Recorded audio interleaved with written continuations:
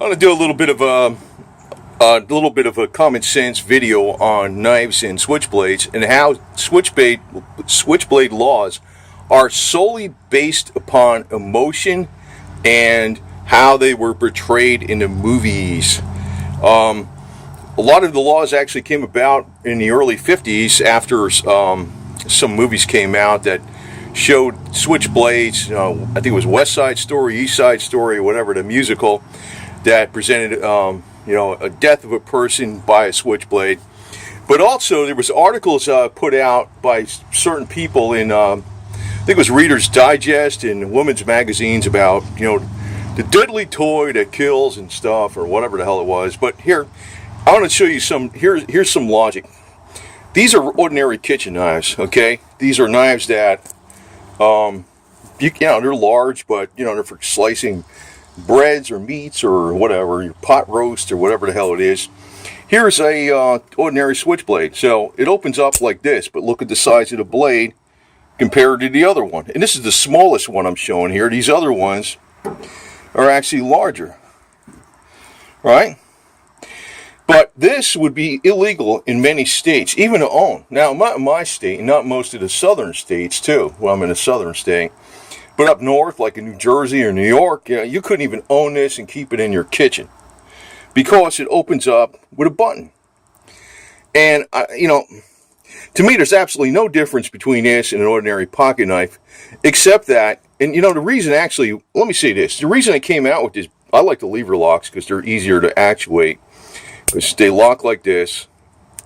They're easier to actuate, but sometimes when you're using a knife, and I use this knife too for like ordinary everyday use. It's supposed to be collector use or whatever. But sometimes you're holding on to something and you grab the knife because you're holding on to something, or you just can't. In other words, you got to take two hands to open it up if it's a pocket knife. And in a lot of states too, even it's not just pocket knife. It's even if it locks back. But then you want it to lock back because you don't want it to close on your fingers. And some people go ballistic over it's drama. It's all based on drama, and that's the point of this video on the serrated edge. Let me tell you this. If you're trying to cut something that's plastic, it's very difficult to cut like the plastic zip ties with just the ordinary edge. It's very easy to cut them with the serrated edge. I also use this as my wire stripper because it kind of grips around the wire. I mean, without using a professional stripper, I don't need to carry an extra tool. This thing works great because it's rounded. It grips like about, instead of just getting a small portion of the insulation off, it gets more of the insulation off because the wire fits right in that little groove like there. So these are great.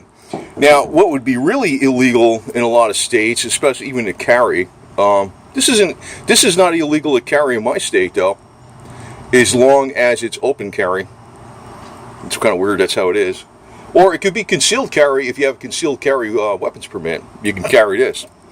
But this is a big one, right? But even this big one, look at the blade. The blade is much smaller than the smallest kitchen knife I'm showing here.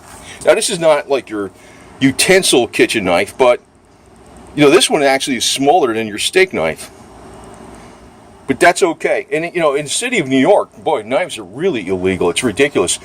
But they even have a law, I think it's where if you're not a citizen and you have a knife, it's illegal, any kind of knife.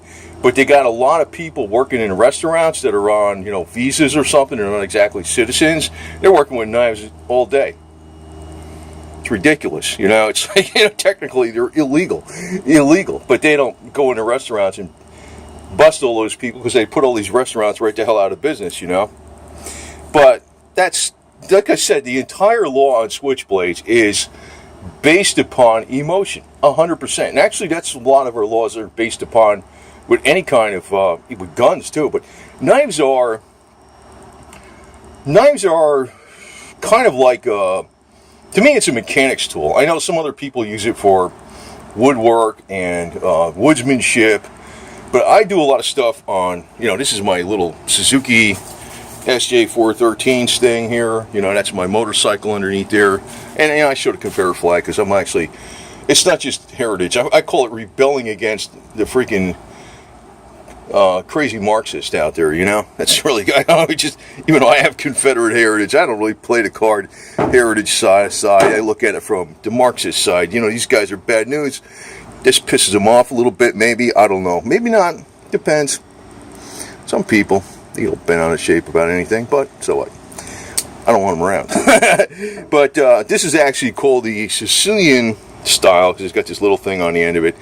One thing I don't like about this knife, though, is you got the pull ring. You got to pull this ring to close it, and you can pull it up. Once you get it closed like that, and here's your locking mechanism.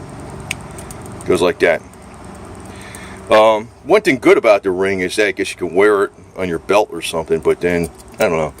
This to me is actually a kitchen knife. I keep this hanging up in the kitchen, and a lot of times I'll grab that knife.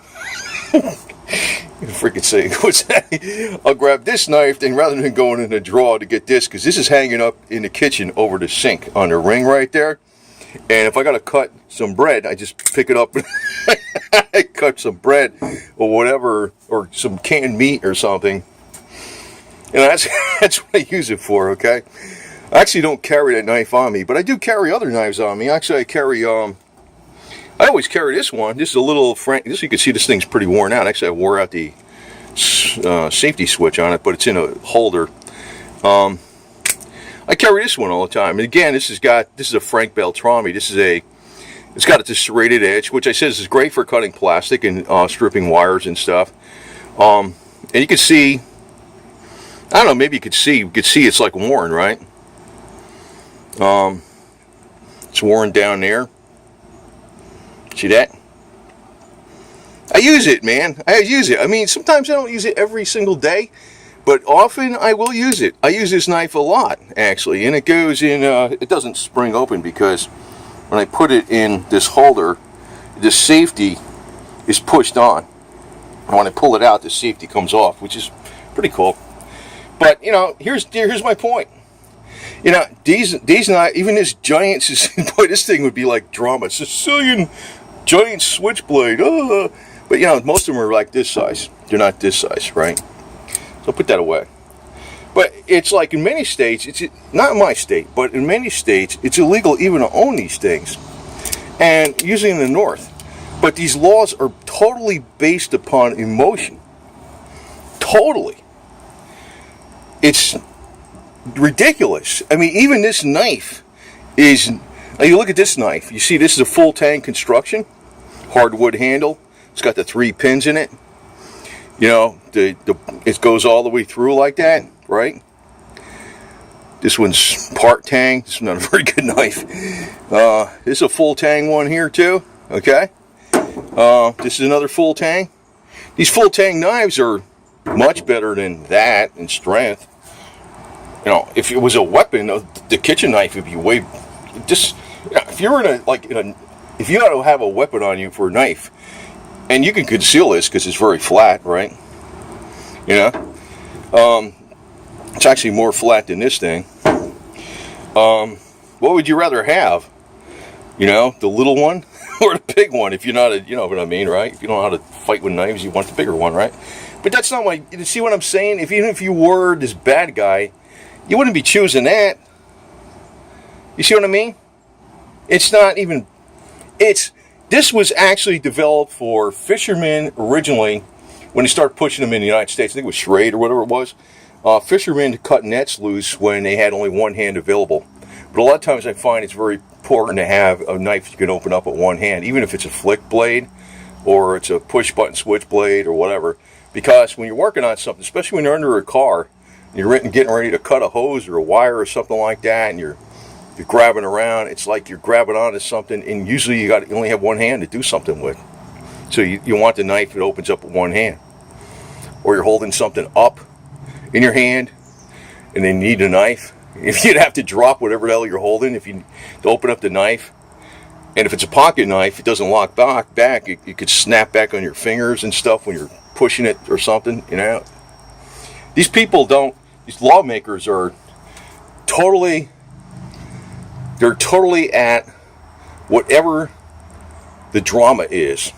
And it's like this with all these kind of laws. Like guns and knives are a little bit different because I guess guns are more of a defensive tool than or a weapon, right? Or hunting. Knives are kind of like, knives are more in a category of tools. And these are tools too. I don't really call those collectors, man. I use these freaking regular switchblades all the time. And like I like knives that open up in one hand. Actually, one of the cheapest knives I have, this is not a switchblade. And I know Tac Force usually makes a lot of junk, but this particular one is actually very good. I'll write down what the hell it is in the description. But this one was like $7, man. I carry this one. I got a bunch of these. Actually, I carry this one all the time. It opens about as good as a switchblade, and it's got the serrated edge for cutting plastic or rope. Rope you can cut with this, but it cuts better with that. But plastic, forget about it. And also wire stripping. Like I said, these lawmakers are totally basing their laws upon movies, and with some idiot drama freak. They're not idiots. I think they're people with I don't know what it is. They got some kind of game they go on. You know, because actually when they started making these illegal, these switchblades, in a lot of states, what they did was they built up a drama story about it. And I think, okay, it was the movie West Side Story that came out. And also I think in Louisiana, there was a lot of crimes committed with these, in not Louisiana per se, but New Orleans. I think New Orleans has a law against these, not so much Louisiana. But I find them. See, I'm not a woodsman guy. I'm kind of like a mechanic guy. I find like this blade is actually one I really like a lot because it's pretty strong and it's cheap. And if I break it, and it's got a clip on it too. I keep this other one on my other boot. This one's always on. I have a few of those, and I go on different boots and stuff that I wear. But the switchblade laws are wholly made upon drama. There's nothing to do with if they're more deadly or whatever. It's total drama. I mean, if this knife was a pocket knife, and I'd open it up with two hands, I mean, what the hell would that matter? That if it's lethal, or what difference would it make? You know, if you're talking about lethality, you know. But as far as using two hands when maybe you're holding something up and you got to have a knife on you, it's like, hey, I'm holding this rope and shit, I got to grab this knife and, I got to let go of the rope and stuff while then, you know, I'm opening the knife with a little thumbnail. There's times, and actually times when I'm under the car, I'm like, it's freaking way easier, man. I mean, people bitch about electronics, like how to use their phone or how to use their television, and people bitch that they have to have a remote for everything, right? Everything's got to be automatic this and automatic that. You know, that's another point. But if you got an automatic knife, ooh, but a knife that's huge that sits in your kitchen drawer, that's fine. But if this was sitting in your kitchen drawer in, say, New Jersey, New York State, New York City, I think Connecticut, most of the states up north, even in states I think in the Northwest, that would be illegal to own that. The southern states got some brains, for the most part. Not everything's perfect down here, but it's laws that are based 110% upon drama, BS, and emotion and lies. You know, why is it? This is actually why these, you know, partly these, before I was even talking about the fishermen and stuff, but part of this stuff, even like some of these knives got popular in Italy as kind of a fad, like a letter opener. It was like, I don't know, a knife you need for opening letters and packages. Actually, I usually use the knife to open packages I get in the mail. You know, hey, the box is here and whatever. You know, I got to open up the package and a wrap and a plastic. I mean, that pretty much happens several times a week. Plus other things I use it for, even with electronic work, not just car work. I always strip the wires. I grab this knife all the time. This is one in my kitchen. It's got the serrated edge on it that I use for stripping wires. Sometimes I'm doing the electronics on the the zappers or something like that, or whatever. I'm fixing a wire on something, or, one of the rifle machines or spooky thing or something. That's where I'm working with the battery charges, changing the clips on them or something, or changing the clips on other devices, or the ends on other devices, electronic devices. I use those serrated edges for stripping the wires. I just find it convenient. I pick up the knife and it's like, boom, I hit the button, thing's open. And I'm like, usually it's like, hey, I got this wire, I'm holding it in my hand, and now I got to strip it. So I don't have to put the wire down and open up the fumble around with the little thumb thing. But people that say, well, what's so hard about that? Well, what's so hard about using a rotary dial phone where you put your finger in the phone and you go like this? How about we just make all those? Why don't we just go back to those and leave it where there's automatic dialing, where there's a memory where you just press a button? Why don't you just rotary dial every freaking time? Because, why is one different from the other? How is that more dangerous than that knife? Obviously, these knives are more dangerous by far because they're bigger, right? If you're going to talk about danger. But then again, so is a sharp stick, right? So is a sharp piece of metal that you can pick up off the ground, right? So is a piece of glass, right? Isn't anything a possible weapon? Sure. But everything's, so in other words, it's all in the hands of the beholder, right? Or whoever's doing it, right? You can take a piece of glass, a piece of plexiglass, a piece of metal, 10 gauge sheet metal, right? You can cut jagged edges in it, right? You can make, put some duct tape on it for a handle, right? Whatever, fine. You can use a pipe, anything. You can use a tool, right? A tool, a wrench. You could put a pointy end and grind a pointy end on a wrench. What's the point of these damn laws? You know why they're around too? It's also just to bust innocent people that don't do anything really wrong. And that's also that brings in more money to the freaking government. Because then you got to hire an attorney, which then, all gets into that. Then maybe that attorney becomes a district attorney, works for the government. Then he becomes a judge on the government payroll. See how that works? See? We don't live in a free society in the United States. We got a Bill of Rights. It's 110% ignored. It's a joke and a half, to tell you the truth. But here I'm just explaining in common sense terms. You look at Switchblade. Oh, wow. But look at reality of it. An ordinary kitchen knife that people have in their kitchens is far more deadly than any Switchblade that's out there. Right? But that's fine. But Switchblades aren't. See? And why did the Switchblade laws came about? One was a movie. West Side Story was one. Oh, there was a part in the movie where a guy got killed with a switchblade, right? And, of course, it was a movie. Okay? And there was articles written in the women's magazines and the Reader's Digest about the kid's toy that kills by a guy. And then in the 50s. And then it just reached into, the Congress and media fanned the flames of bullshit. And then it became illegal in many states. Not all states, but illegal in many states. So, but this is our American. That's why I can't stand it up north. Man, those people, I don't understand why they allowed this to happen. I'm like, there's something wrong. That's why I can't. I'm from up north, but I can't be around that type of mindset at all. I just can't be. God, they piss me off to the max. Most of them.